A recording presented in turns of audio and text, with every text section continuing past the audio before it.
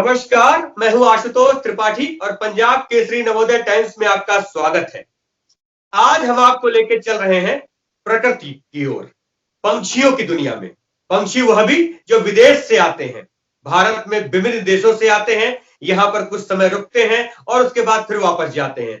हर वर्ष उनके आने और जाने का क्रम बना रहता है। खास तौर से राजस्थान में विदेशी पंछी बड़ी संख्या में आते हैं। प्रकृति की गोद में उन्हें आना, यहाँ रहना बहुत अच्छा लगता है। एक तरीके से वो हमारे विदेशी मेहमान होते हैं। उनकी खातिरदारी करना हमारा फर्ज होता है, क्योंकि भारत में कहा जाता है अतिथि देवो भवः।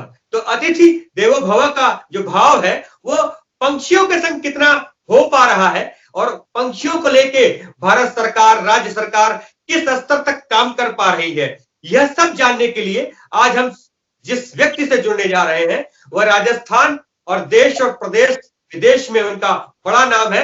बड़े डॉक्यूमेंट्री फिल्म मेकर है वो।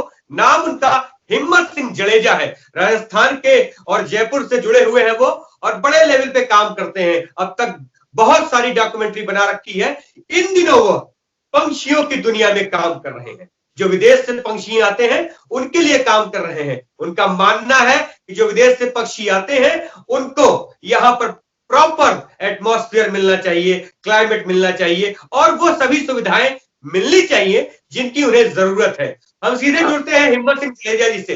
जडेजा जी, बहुत बहुत स्वागत है आपका। नमस्कार। धन्यवाद। आप विदेशी पंछियों पे, जो विदेशी पक्षी हमारे देश आते हैं और यहाँ आकर रहते हैं, उन पे बड़ा काम कर रहे हैं। आप खुद बताइए कि वो आखिर किस तरीके का काम है और किस तरीके की जरूरतें और किस तरह की समस्याएं वो विदेशी मेहमान, विदेशी पक्षी अपने सामने उनको झेलना पड़ता है, उन सभी चीजों को आप विस्तार से बताएं। हिम्मत सिंह जी। सबसे पहले आपका बहुत बहुत धन्यवाद। और मैं शुरू करना चाहूंगा कि मैं मोरबी, गुजरात, काठियावाड़ के राजघराने से आता हूँ। मेरा ताल्लुक राजघराने से है और मेरे दादा जो थे महाराजा मोरबी, वो पक्षियों के बड़े प्रेमी थे और उनके जो भाई थे हड़बम जी, वो भरतपुर इजाइनस के मित्र थे। तो उन्होंने भरतपुर इजाइनस को ये बर्ड सेंचुरी जो भरतपुर है जी, ये हड़बम जी ने बना के उनको दी, उनकी बर्थडे पे गिफ्ट किया था। तो मेरे भी संस्कार कहीं वहीं से जुड़े हुए हैं। और इन दिनों जो हम काम कर रहे हैं उसके पीछे एक ही चीज है कि करोड़ों में पक्षी आते हैं और हमारे हजारों तालाब हैं। हजारों तालाब में से हमारे सैकड़ों बड़े तालाब, मैं कहूँगा हजारों शायद, वो सब पोल्यूट हो चुके हैं, जहाँ साफ सुथरा पानी नहीं है और साथ ही साथ खाने के लिए कोई पूरी व्यवस्था नहीं है, कोई फीडिंग कर लिए हैं। तो उसकी वजह से पक्षी परेशान होते हैं। और खास करके जो मैंने रियलाइज किया है कि पक्षी 4000, 5000, 10,000 मील की यात्रा करके आते हैं और ये जब वापस जाते हैं तो इनके जो बच्चे हैं वो रास्ते में काम आ जाते हैं और अपना देश पहुंच ही नहीं पाते।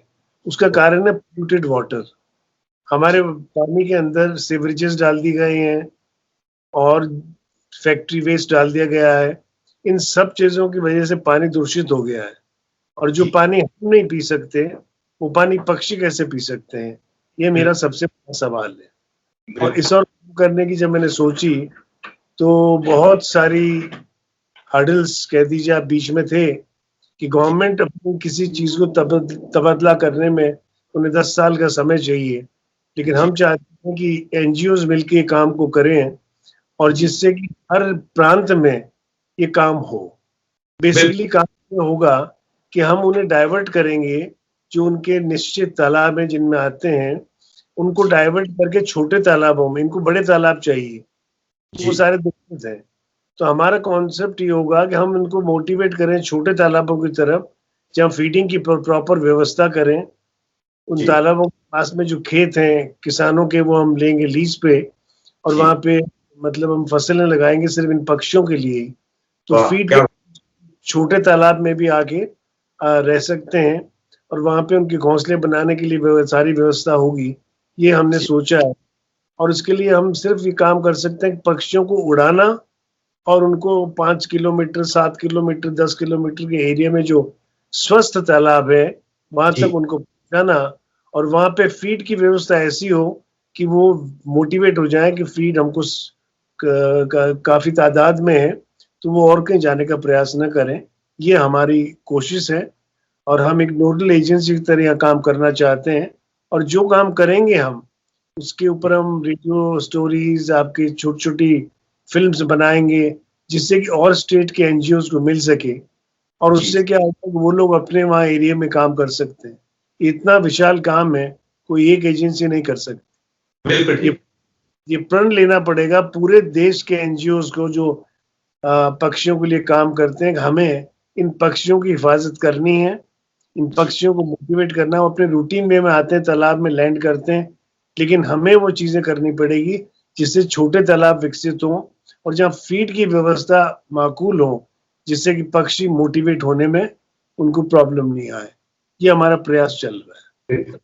हिम्मत सिंह जी, जो ये आपका पूरा एक प्रोजेक्ट है जिसे कहा जाए कि आपने इसको सोच रखा है और जिस तरीके से कुछ काम भी आप कर ही रहे हैं, मैं आपसे जानना चाहूंगा कि जिस तरीके से भारत में साइबेरियन कंट्रीज से बहुत पक्षी आते हैं और विभिन्न अन्य देशों से जहां पर भी जो क्लाइमेट चेंज होता है तो फिर वो भारत आते हैं, कुछ बता पाएंगे पक्षियों के बारे में कि वो कहाँ से आते हैं, किस किस तरह से होते हैं और क्या उनकी जरूरतें होती हैं भारत में? जी, ये पक्षी आप मानिएगा कि सारे बर्फीले देशों से आते हैं, जहां बर्फ तादाद में पड़ती है, जहां उनके अंडे जम सकते हो।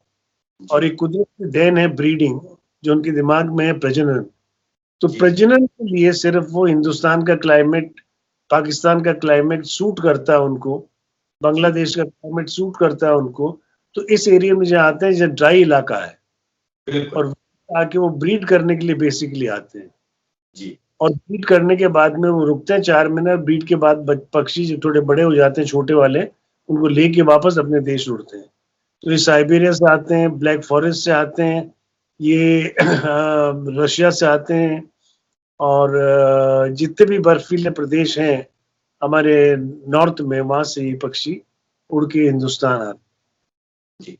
अच्छा हिम्मत जी, ये जैसे मैं थोड़ा बहुत जानता हूं कि जो साइबेरियन कंट्रीज से आते हैं बेसिकली पेंटेड स्टार्क या बेसिकली स्टार्स होते हैं, और भी किस तरह के पक्षी होते हैं वो कृपया बताएं। देखिए, इसमें छोटे बड़े 2 तरह के पक्षी होते हैं। एक क्रेन्स होती हैं जो बड़ी होती हैं, उसके बाद में छोटी डक्स होती हैं। जी जी। ये जो अलग-अलग नस्ल की होती है, इनकी नस्ल अलग-अलग हैं और ये उड़ के आ जाते हैं और इतनी माइल तक की उड़ान भर लेते हैं ये। बड़े पक्षी भी लेते हैं, छोटे पक्षी भी भर लेते हैं और ये बड़ा पर्टिकुलर जगह लैंड करते हैं।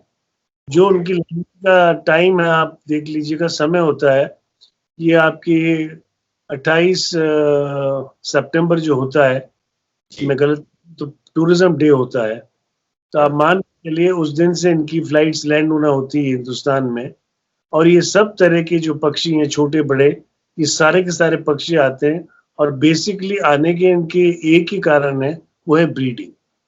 अब ब्रीडिंग जगह नहीं मिल रही है अभी, तो ये बहुत नुकसान हो रहा है जिसको कोई रियलाइज नहीं कर रहा है कि उनकी ब्रीड खत्म होती जा रही है। बिकॉज जब पोल्यूटेड पानी के अंदर वो रहेंगे तो आप क्या उम्मीद कर सकते। मैं आपसे जानना चाहूंगा हिम्मत सिंह जी कि जिस तरीके से विभिन्न हमारे जो जियोलॉजिकल गार्डन है, जहां पर भी हमने देखा है कि विदेशी पक्षी रखे जाते हैं, वहां पर पहले से भी है, लोग उन्हें देखते हैं, पसंद करते हैं, कहीं ना कहीं ब्यूटी भी उनके अंदर बहुत अच्छी है। तो जो ये हमारा डेवलप कहीं ना कहीं जो आपके दिमाग में एक प्लान है, इसकी जो डेवलप होने के बाद टूरिज्म को क्या बहुत इफेक्ट करेगा, बड़ा लाभ होगा? टूरिज्म को लाभ हो सकता है यदि टूरिज्म भी इस बात को समझे। कारण आज की तारीख में हमारी सेंचुरीज है, वहां सब व्यवस्था है। सेंचुरी जो बर्ड सेंचुरीज हैं, वहां पे सारे अरेंजमेंट्स हैं, मैं मानता हूँ, लेकिन इनके अलावा है, वो पोल्यूटेड भी नहीं है। वो जो लेक्स हैं सेंचुरी के, वो कोई पोल्यूटेड नहीं है, सारी चीजें हैं। लेकिन ये तो इस तादाद में आते हैं कि वो सेंचुरीज काफी नहीं है। तो मेरे कहने का मतलब ये, जब तक हम सब प्रयास मिल के नहीं करेंगे पूरे मुल्क के लिए, तब तक इनके लिए हम कुछ नहीं कर सकते। छोटे रूप में हमने एक तालाब डेवलप कर दिया, उससे कुछ नहीं होगा। हमें वही चीज पूरे राष्ट्र में लेनी होगी कि बाकी संस्थाएं तैयार रहें। इसके लिए हम सेमिनार्स करेंगे, इसके लिए कॉन्फ्रेंसेस करेंगे, एक्सचेंज प्रोग्राम्स रखेंगे, स्कूलों को इन्वॉल्व करेंगे, पक्षियों के लिए प्रेम और जो घायल पक्षी हो जाते हैं उनके किस तरह से ट्रीटमेंट हो, तमाम चीजें वो देखना जरूर होगा। फिर उनको रिहेबिलिट करना, ये पूरा एक प्रयास है। तो उस प्रयास में जो ट्रस्ट है, the foundation, the bird foundation, वो काम कर रहा है। लेकिन हमारा जो प्रोजेक्ट है वो रुका पड़ा है सिर्फ फंड की वजह से। हमने 3 साल का प्रोजेक्ट बनाया है।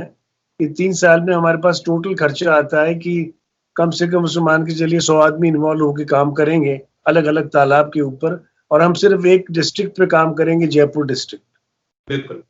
उस काम को हम हमारे प्रयास यही होगा कि दूसरी जितनी संस्थाएं हैं जो इनमें लगी हुई हैं पक्षियों के लिए, हम उन तक हमारी जो कार्य योजना है पहुंचाएं, जिससे कि वो अपने यहाँ इस तरह का प्रयास कर सके। ये मेरा, तो वो हमारा प्रोजेक्ट 3 साल का है, उसका हमने कॉस्टिंग निकाला तो 3 करोड़ आता है। बिल्कुल तो ठीक है। उसमें हम 40 तालाब को बिल्कुल वहां से शिफ्ट करके बर्ड्स को, और अच्छे आसपास के आइडेंटिफाई तालाब के अंदर जहां हम, मैंने कहा फसलें लगाएंगे उनके हिसाब से कि जो हम सब सारे पक्षी नॉन वेजिटेरियन ये नहीं है, अमूमन पक्षियों की तादाद अधिक वेजिटेरियन। ओके। उस हिसाब से उनको यदि फसल नुकसान भी करते थी, लेकिन यहाँ तो हम खुद जो जान करके आइडेंटिफाई करके वो लोकेशन होने के लिए होंगी, और हम इसको चाहते हैं कि हमारे को कोई संस्था, कोई ऑर्गेनाइजेशन बड़ी हमें कोई फंड करें तो हमारे काम चल निकलेगा, और जिससे हम समय समय पर, टाइम टाइम पर जो हमारे दूसरे प्रांतों के एनजीओज हैं, हम उनको देते रहें, उनको बुलाते रहें, एक्सचेंज प्रोग्राम करते रहें। तो इससे काफी कुछ हो सकता है। ये लंबा यात्रा है, इसमें 10 साल भी लग सकते हैं। 10 साल में बहुत किया जा सकता है। काम बड़ा है, पूरे देश स्तर पे करना है इसे, तो निश्चित रूप से बड़ा ही है। आप सिर्फ एक जयपुर की बात कर रहे हैं, और जिस तरह से वहां काम है वो भी बहुत बड़ा है। पूरे देश पे तो बहुत ही बड़ा काम होगा। हिम्मत सिंह जी, एक चूंकि ये सारी चीजें हो रही हैं, पक्षियों पर बात कर रहे हैं हम, और नेचर और पक्षी सभी को संरक्षित करना हमारा कर्म, हमारा धर्म है। मानव को चाहिए कि प्रकृति की सुरक्षा करे, रक्षा करे, उसको, उसकी संवर्धन करे। पक्षियों के लिए भी यही बात है। किसी भी पशु पक्षी सभी को अपने जीने का अधिकार है। हम चूंकि पक्षी प्रेम की भी बात करते हैं और प्रकृति प्रेम की बात करते हैं, लेकिन एक सवाल जो सबसे सभी के मन में आएगा कि विदेश से आने वाले पक्षी जो यहाँ आते हैं, 4 महीने रुकते हैं और फिर यहाँ से वो चले जाते हैं, यदि उनके लिए हम, क्योंकि बड़ी भावना पक्षी प्रेम की है, प्रकृति प्रेम की है, लेकिन क्या इनको इस तरीके से हम अपनी मदद देके, इतना बड़ा काम करके, बड़े प्रोजेक्ट पे काम करके, इनके लिए प्रॉपर माहौल बना करके जो चीजें करेंगे, उनका इस पक्षी प्रेम की भावना को पूरा करने के साथ क्या किसी और तरीके के भी लाभ हो सकते हैं? क्या समझते हैं आप? मैं समझता हूँ पर्यटन को बहुत लाभ हो सकता है आने वाले सालों में। एक दफे हमने स्टैब्लिश कर दिया और पक्षी मोटिवेट होने शुरू हो गए, तो जो एरिया हम चूज कर रहे हैं जिसमें फीडिंग की व्यवस्था पहले करेंगे, तो जब वो पक्षी आने लग गए तो वहां पे छोटे छोटे रिसोर्ट्स बन सकते हैं, और आपका जो क्राफ्ट है उन क्राफ्ट को वहां पे मार्केट मिल सकता है। तो पर्यटन को तो काफी फायदा हो सकता है। अब देखिए, आप जैसे सेंचुरीज है वहां पे टूरिस्ट जा रहा है पक्षियों के लिए, हर जगह सेंचुरीज है, हरियाणा में भी है तो गुजरात में भी है, हर जगह है। लेकिन हम बात करते हैं कि किस तरह से टूरिस्ट ऐसी जगह जाए। हम चाहेंगे कि हमारे कुछ बड़े बड़े जो तालाब हम कर रहे हैं वो उसको एडेप्ट कर लिए जाए, तो उनका हम करवा देंगे कि this is been looked after by या व्हाटएवर इट इज, और उसके बाद में वो काम कर रहे हैं, और वहीं पे बहुत से लोग आने वाले वर्षों में रिसोर्ट्स वगैरह खोल सकते हैं। बहुत बढ़िया। हिम्मत सिंह जी, मैंने देखा है जितने भी जू है, जूलॉजिकल गार्डन है, उनमें बड़ी बड़ी कंपनी, बड़े बड़े लोग उसको अडॉप्ट कर लेते हैं। उनका नाम उस पर रहता है कि adopted by this and this company या this and this particular individual person. तो वो लोग उस पर बाकायदे उसका खर्चा उठाते हैं, कोई एक शेर रह रहा है किसी बाड़े में तो उसके खाने का सारा खर्चा उठाते हैं, साफ सफाई का खर्चा उठाते हैं, वहां के कीपर की जो पैसे दिए जाते हैं उसका पैसा तक देते हैं लोग।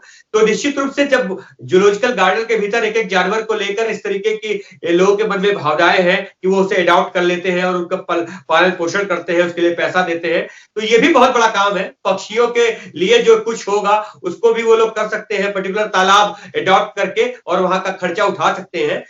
हेमंत सिंह जी, जैसा कि आप चूंकि थिएटर से जुड़े हुए हैं और कला संस्कृति कल्चरल के फील्ड में आपका बड़ा नाम है, वर्षों आपने काम किया है और अभी भी कर रहे हैं, मैं आपसे ये समझना चाहूंगा कि जब ये सारे इलाके डेवलप हो जाएंगे जहां पे हमारे विदेशी मेहमान, विदेशी पक्षी आते हैं, तो जैसा कि आपने कहा कि वहां पर रिजॉर्ट्स वगैरह खोले जा सकते हैं, छोटे छोटे थिएटर या क्राफ्ट को लेकर काम किया जा सकता है, तो मैं यह भी समझना चाहूंगा कि जो बड़े बड़े कल्चरल इवेंट्स होते हैं, जैसे कि अगर आप डिग्गी पैलेस की बात करें जयपुर में, तो वहां एक बड़ा कार्यक्रम होता है, इस तरह के कार्यक्रम भी क्या इधर आयोजित किए जा सकते हैं? क्या इस तरह आप क्या समझ पाते हैं?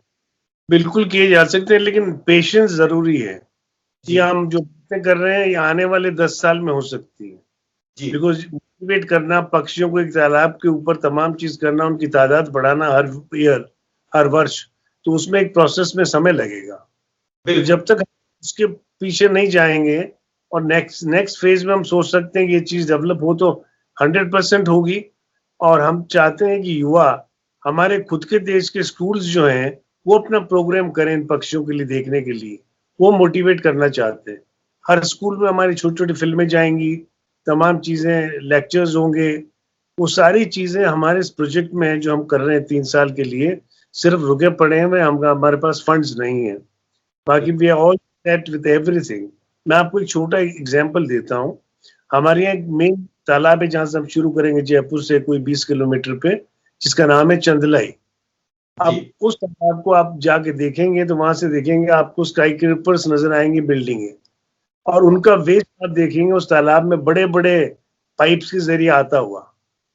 तो जब आपने ये कर दिया है और वहाँ आपके हजारों पक्षी आते हैं, अब गवर्नमेंट कहेगी कि हमें इसको रिमूव करने में 10 साल चाहिए जी, पाइपलाइन लाएंगे, बजट लाएंगे, यहाँ से वहां बाहर भेजना 30 किलोमीटर। इन सब प्रयास में गवर्नमेंट समय लेगी, हम समय देना नहीं चाह रहे। हमने हमारा रखा है सर, हमने आइडेंटिफाई किए हैं करीबन 22 तालाब उसके नजदीक। तो 5 किलो एरिया में है, 7 किलो में, 10 किलोमीटर, 12 किलोमीटर, 20 किलोमीटर, तो बर्ड्स वहां से डिस्टर्ब होगी वो वहां जा सकती है। और उनका पॉइंट होगा कि उन सब की जगह हम उनका फीड रेडी है, उनको ग्रीन फील्ड लगेंगे एडजॉइनिंग टू द लेक्स। तो वो ये होगा कि उनके पास में जब फीड वहां मिलेगा तो पक्षी वहां जाने के लिए मतलब सोच सकते हैं, मोटिवेट होंगे। और करने से जब वो तालाब डेवलप होंगे तो आने वाले समय के अंदर हम कर सकते हैं। लेकिन मैं तो एक ही चीज रखूंगा कि जितने भी ऐसे प्रोजेक्ट्स हो रहे हैं वहां पे हम स्कूल्स को मोटिवेट करें। हमारे खुद की स्कूल्स की संख्या हजारों में है, लाखों में है, हमारे स्कूल्स क्यों नहीं जाए उन पक्षियों से को देखने के लिए? तो स्कूल्स के अंदर चीज डाली जानी चाहिए और हम इन स्कूल को इन्वॉल्व करेंगे ड्यूरिंग हमारी जो पतंग फेस्टिवल होता है, काइट फेस्ट जयपुर में सकरात के ऊपर, तो उसमें पक्षी बहुत घायल हो जाते हैं और बहुत से विदेशी पक्षी घायल होते हैं। हमने एक फिल्म भी बनाई है उसके ऊपर कि यहाँ किस तरह से डॉक्टर्स काम करते हैं, किस तरह से उनको आपस रिहेबिलिट करते हैं, वो पूरा एक प्रोसेस है। तो हम चाहेंगे देखिए बच्चे इसमें इन्वॉल्व हो जी, एक्टिविटीज के अंदर बच्चों का इन्वॉल्वमेंट लेंगे हम कि वो उन्होंने एक सब्जेक्ट टाइप बना लिया है और ऐसी चीज करके, और उनमें जब तक इंटरेस्ट जागृत नहीं होगा तब तक मजा नहीं आएगा, आप जो कर रहे हैं उसका फल नहीं मिलेगा। बिल्कुल जैसे हमने प्रयास किया था, हमारे यहाँ जो डांसेस होते थे उसमें कालबेलिया डांसेस होते थे, तो उन डांसेस को हमने पुष्कर में जब देखा तो हमारे दिल दिमाग में आई ऐसा डांस है ये तो पूरा विश्व में जाना चाहिए। बिल्कुल बिल्कुल। वहां से एक आर्टिस्ट थी गुलाबी सपेरा, तो वो हमने उनको साथ में लिया और साथ में चले। आज वो बड़ी स्टेब्लिश्ड है और सुन के अच्छा लगता है कि हिंदुस्तान के अंदर तो हो ही रहा है, लेकिन कम से कम 20 कंट्रीज के अंदर आज इसकी क्लासेस चल रही हैं ऑनलाइन। बहुत बढ़िया, इतनी बड़ी और जो सपना हमारा था वो पूरा हुआ। जैसा कि आपने कहा कि गुलाबो सपेरा वास्तव में पूरे विश्व के स्तर पर गुलाबो सपेरा प्रसिद्ध है और कालबेलिया नृत्य तो अब बहुत सारे देशों में सिखाया और दिखाया जा रहा है। यह आपकी ही पारखी नजर थी कि गुलाबो सपेरा जैसे कलाकार और कालबेलिया नृत्य को आपने समझा और आज वो पूरी दुनिया में जाना और देखा जाता है। तो हिम्मत सिंह जी, मैं भी ये जरूर आपसे जानना चाहूंगा कि जिस तरीके से आपकी पारखी नजर कालबेलिया नृत्य और उस कलाकार गुलाबो पे पड़ी थी, उसी तरीके से अब आपकी पारखी नजर और आपके वर्षों का अनुभव पक्षियों को लेकर काम कर रहा है। तो पक्षी प्रेम और उसमें फिर कला संस्कृति का मेल, रिजॉर्ट्स पर्यटन का मेल, इसी तरीके से कई डायमेंशन पे आप सोच के काम कर रहे हैं। निश्चित रूप से यह भी सफल होगा अगर चीजें सब पॉजिटिव होती गई। और उम्मीद है मुझे कि जो आप पक्षियों को लेकर इतने बड़े स्तर पर सोच रहे हैं, जयपुर से निकलकर वो पूरे देश के स्तर पर छाएगा। संस्थाएं, स्कूल सभी मिलकर इस दिशा में आगे आएंगी। और जैसे ही आपने कहा कि जिस प्रोजेक्ट पर आप काम कर रहे हैं उसके लिए फंड की आवश्यकता है, निश्चित रूप से जो एनजीओज हैं वो इसको देखेंगे, सुनेंगे, समझेंगे और आपके साथ जुड़ेंगे। फंड की भी दिक्कत दूर होगी और इसी उम्मीद के साथ कि पक्षियों के लिए एक बेहतर और शानदार वातावरण मिल पाएगा, हम आपसे विदा लेते हैं। आपने अपना बहुमूल्य समय हमें दिया, इसके लिए आपका बहुत बहुत धन्यवाद। नमस्कार। नमस्कार, धन्यवाद सर।